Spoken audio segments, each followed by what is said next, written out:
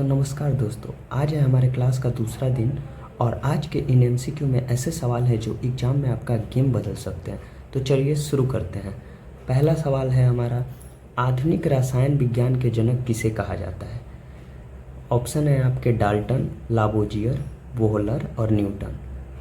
तो option B is the right answer, Lavoisier, Antoine Lavoisier. Antoine Lavoisier को आधुनिक रसायन विज्ञान का जनक कहा जाता है। बढ़ते हैं अपने अगले क्वेश्चन की तरफ। अगला क्वेश्चन है हमारा, परमाणु सिद्धांत का जनक कौन है? चार ऑप्शन है आपके, डाल्टन, न्यूटन, बोहलर और आइंस्टीन। तो परमाणु सिद्धांत का जनक जॉन डाल्टन को कहा जाता है। Option A is the right answer. इनका पूरा नाम क्या है? John Dalton. बढ़ते हैं अपने अगले सवाल की तरफ। तीसरा क्वेश्चन है हमारा, कार्बनिक रसायन का पिता किसे कहा जाता है? तो कार्बनिक रसायन का पिता वोहलर। ऑप्शन में वोहलर दिया है लेकिन इनका पूरा नाम है Friedrich Wohler. Option C is the right answer. बढ़ते हैं अपने अगले सवाल की तरफ। चौथा क्वेश्चन है, भौतिकी का पिता किसे कहा जाता है? तो मुझे लगता है ये इसका आंसर तो सबको पता होगा, न्यूटन, जिनका पूरा नाम है Isaac Newton. Option A is the right answer. बढ़ते हैं अगले सवाल की तरफ। भोजन का सर्वाधिक पाचन कहाँ होता है? तो भोजन का सर्वाधिक पाचन छोटी आंत में होता है। Option C is the right answer. English में इसको स्मॉल इंटेस्टाइन कहते हैं, स्मॉल इंटेस्टाइन। अगला क्वेश्चन देखते हैं दोस्तों। अगला क्वेश्चन है हमारा, कार्बोहाइड्रेट का पाचन कहाँ होता है? तो कार्बोहाइड्रेट का पाचन अमाशय, छोटी आंत, मुंह, गुहा और बड़ी आंत। चार ऑप्शन है आपके। कार्बोहाइड्रेट का पाचन ऑप्शन सी, मुंह और गुहा में, मुंह से शुरू होता है कार्बोहाइड्रेट का पाचन। अगला क्वेश्चन है हमारा, प्रोटीन का पाचन कहाँ होता है? प्रोटीन का पाचन अमाशय, यानी अमाशय मतलब स्टोमक। प्रोटीन का पाचन स्टोमक में होता है। अगला क्वेश्चन है, वसा का पाचन किसके द्वारा होता है? तो वसा मतलब होता है फैट। फैट का पाचन किसके द्वारा होता है? तो फैट का पाचन यकृत यानी कि लीवर के द्वारा होता है। तो क्या हो जाएगा मेरा right answer? Option C is the right answer. अगला सवाल है हमारा, नवजात शिशु में हड्डियों की संख्या कितनी होती है? तो नवजात शिशु में हड्डियों की संख्या 300 होती है। Option C is the right answer. अगला सवाल है हमारा, अब वयस्क मनुष्य में हड्डियों की संख्या कितनी होती है? तो वयस्क मनुष्य में हड्डियों की संख्या 206 होती है। 300 होती है न्यूबॉर्न बेबी में, और 206 होती है एडल्ट में। बढ़ते हैं अपने अगले क्वेश्चन की तरफ। अगला क्वेश्चन है हमारा, प्रकाश किस प्रकार का तरंग है? तरंग का इंग्लिश क्या होता है दोस्तों? तरंग का होता है वेव। वेव पूछ रहा है क्वेश्चन, प्रकाश किस प्रकार का वेव है? तो प्रकाश अनुप्रस्थ को इंग्लिश में क्या कहते हैं? Transverse. Light is the transverse wave. प्रकाश अनुप्रस्थ प्रकार का तरंग है। Option B is the right answer. अगला क्वेश्चन है हमारा, क्वेश्चन 12, ध्वनि किस प्रकार के तरंग है? तो दोस्तों, ध्वनि अनुदैर्ध्य, इसको इंग्लिश में बोलते हैं लॉन्गिट्यूडनल वेव। ध्वनि लॉन्गिट्यूडनल वेव है। बढ़ते हैं अगले क्वेश्चन की तरफ। कार्बनिक यौगिक का अनिवार्य तत्व कौन सा है? तो यहाँ जो बात हो रही है कार्बनिक की, तो यानी कि carbon. Option C is the right answer. अम्लीय पदार्थ का अनिवार्य तत्व कौन सा है? अम्लीय पदार्थ का अनिवार्य तत्व hydrogen. Option D is the right answer. बढ़ते हैं अगले सवाल की तरफ। अगला सवाल है हमारा, बीमारी से बचाव हेतु कौन प्रयोग होता है? देखिए, एक होता है बीमारी के बाद और एक होता है बीमारी का बचाव। तो बीमारी का बचाव करने के लिए हम वैक्सीन का यूज करते हैं। Option B is the right answer. बढ़ते हैं अगले सवाल की तरफ। हमारा बीमारी के बाद उपचार के लिए कौन प्रयोग होता है? तो बीमारी के पहले जो प्रयोग होता है उसको वैक्सीन कहते हैं। ये कब होता है? पहले। और बाद में जो होता है उसको ड्रग्स कहते हैं, मतलब मेडिसिन, दवा। ये बाद में होता है, यानी इसका आंसर हो जाएगा option B is the right answer. बढ़ते हैं अगले क्वेश्चन की तरफ। जल किसका उदाहरण है? जल यौगिक का उदाहरण है। यौगिक, मिश्रण, तत्व और गैस, 4 ऑप्शन है। तो जल यौगिक का उदाहरण है। Option A is the right answer. Comment में बताएं कि यौगिक को इंग्लिश में क्या कहते हैं।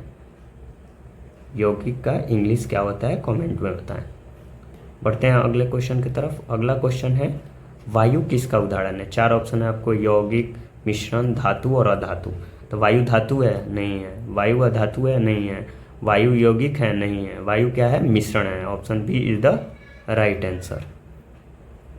बढ़ते हैं अगले क्वेश्चन की तरफ। क्वेश्चन है हमारा, मानव कान की श्रव्य सीमा क्या है? तो मानव कान की श्रव्य सीमा 20 से लेके 20,000 हर्ट्ज होती है, यानी option B is the right answer. बढ़ते हैं अगले क्वेश्चन की तरफ। अगला क्वेश्चन हमारा कंप्यूटर से रिलेटेड है। पहला इलेक्ट्रॉनिक कंप्यूटर कौन था? पहला इलेक्ट्रॉनिक कंप्यूटर ENIAC था। Option B is the right answer. कब खोजा गया था इसको? 1946 में पहला इलेक्ट्रॉनिक कंप्यूटर की खोज की गई थी। किसके द्वारा की गई थी उसको आप कमेंट सेक्शन में जरूर आंसर दें। पढ़ते हैं अगले क्वेश्चन की तरफ। अगला क्वेश्चन है हमारा, पहला आधुनिक डिजिटल कंप्यूटर कौन था? पहला आधुनिक डिजिटल कंप्यूटर यूनिवैक ए था। यानी यूनिवैक ए का फुल फॉर्म होता है यूनिवर्सल ऑटोमेटिक कंप्यूटर। पहला आधुनिक डिजिटल कंप्यूटर था यूनिवर्सल ऑटोमेटिक कंप्यूटर। बढ़ते हैं अगले क्वेश्चन की तरफ। कंप्यूटर की पांचवी पीढ़ी मतलब 5th जनरेशन। अब तक कंप्यूटर की कितनी जनरेशन आई हुई है कमेंट में बताएं। यहाँ क्वेश्चन क्या पूछ रहा है, कंप्यूटर की पांचवी पीढ़ी किस पर आधारित है? तो कंप्यूटर की पांचवी पीढ़ी कृत्रिम बुद्धिमत्ता यानी आर्टिफिशियल इंटेलिजेंस पे आधारित है। बढ़ते हैं अगले क्वेश्चन की तरफ। अगला क्वेश्चन है, आर्टिफिशियल इंटेलिजेंस के जनक कौन है?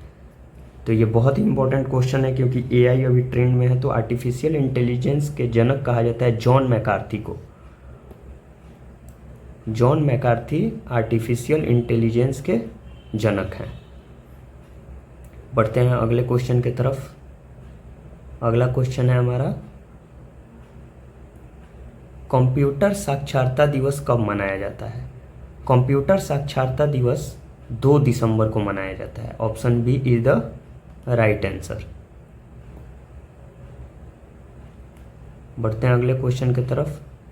अगला क्वेश्चन भी हमारा कंप्यूटर से जुड़ा है। HTTP का फुल फॉर्म क्या है? ये मैक्सिमम लोगों को पता होगा, तो इसका आंसर मैं नहीं बताता हूँ, आप इसका आंसर कमेंट में बताएं। बढ़ते हैं अगले क्वेश्चन की तरफ। HTTPS में S का अर्थ क्या होता है?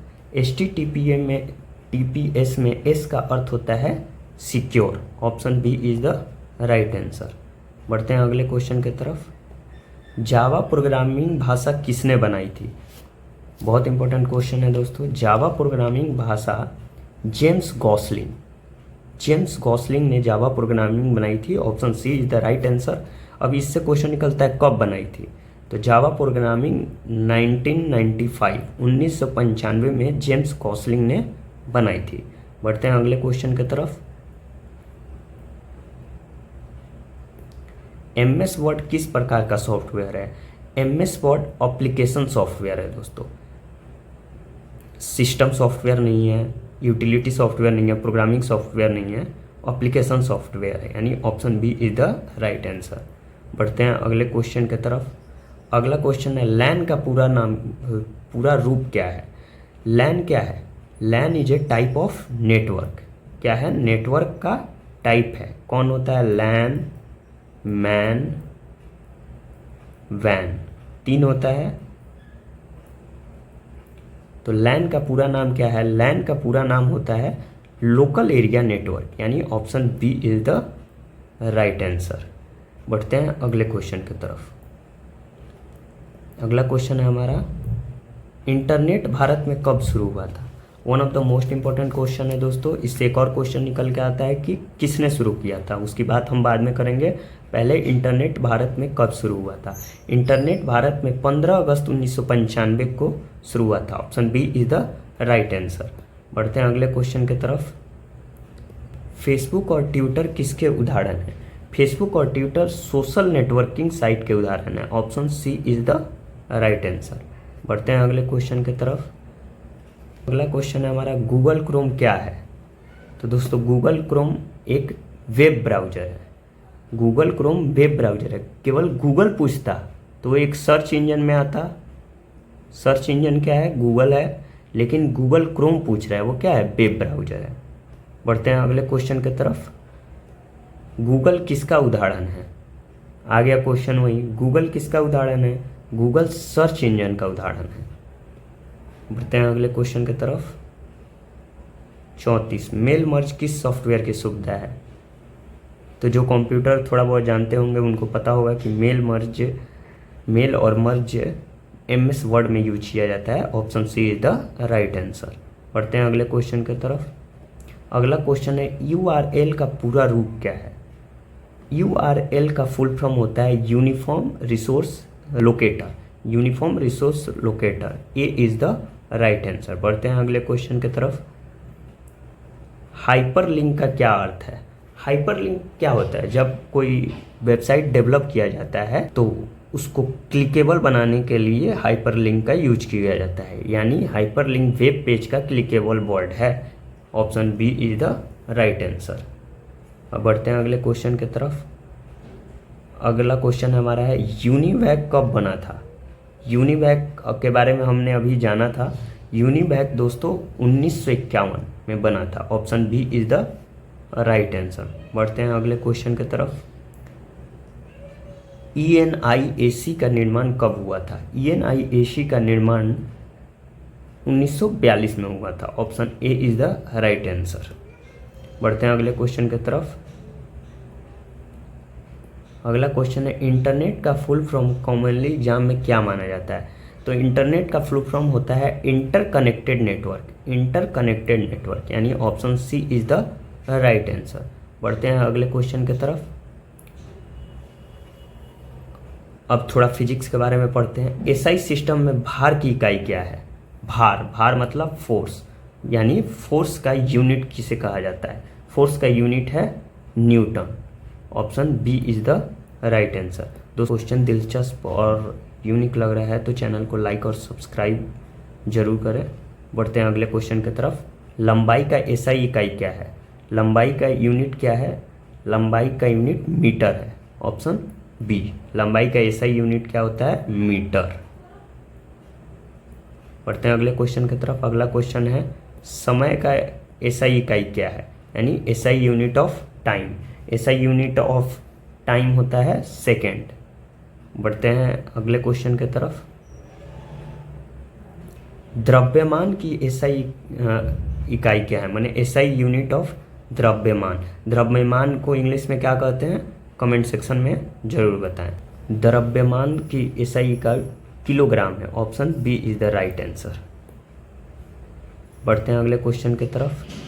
MKS सिस्टम में कौन कौन सी इकाई होती है? तो जैसे कि नाम से आपको पता चल रहा है, MKS सिस्टम में मीटर, M से मीटर, K से किलोग्राम, S से सेकेंड, यानी option A is the right answer.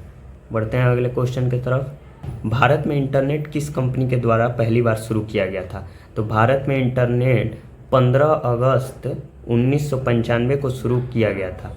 किसके द्वारा शुरू किया गया था? BSNL। कन्फ्यूज नहीं होना है, BSNL। Option B is the right answer. BSNL का फुल फॉर्म क्या है? विदेश संचार निगम लिमिटेड। विदेश संचार निगम लिमिटेड। बहुत लोग को लगेगा BSNL आंसर है, नहीं, BSNL। बढ़ते हैं अगले क्वेश्चन की तरफ। अगला क्वेश्चन है हमारा, कंप्यूटर की चौथी पीढ़ी किस पे आधारित है? कंप्यूटर की चौथी पीढ़ी माइक्रो प्रोसेसर के ऊपर आधारित है। Option C is the right answer. बढ़ते हैं अगले क्वेश्चन की तरफ।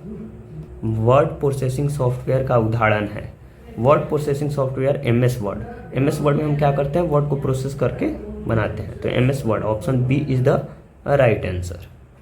बढ़ते हैं अगले क्वेश्चन की तरफ। DNA का फुल फॉर्म क्या है? One of the most important question. DNA का फुल फॉर्म क्या है? Option A is the right answer. बढ़ते हैं अगले क्वेश्चन की तरफ। भारत का राष्ट्रीय गान जन गण मन पहली बार कब गाया गया था? तो भारत का राष्ट्रीय गान जन गण मन है, उसको पहली बार 1911 में गाया गया था। किसके द्वारा गाया गया था? आप कमेंट सेक्शन में इसका आंसर बताएं। किसके द्वारा जन गण मन पहली बार गाया गया था? Option A is the right answer. पढ़ते हैं अगले क्वेश्चन की तरफ। अगला क्वेश्चन है, भारत में पहली बार कंप्यूटर किस वर्ष आया था? भारत में पहली बार कंप्यूटर 1955 में आया था। Option A is the right answer. तो ये थे दोस्तों आपका महा मैराथन 50 क्वेश्चन का MCQ। ऐसे क्वेश्चन जो आपकी तैयारी को और पुख्ता करेंगे, ताकि कहीं से भी कोई चूक ना हो इस बार नौकरी लेने में। बने रहें हमारे इस चैनल के साथ। चैनल को सब्सक्राइब करें, वीडियो को लाइक और कमेंट करें। मिलते हैं कल एक और नए मैराथन के साथ। जय हिंद, जय भारत।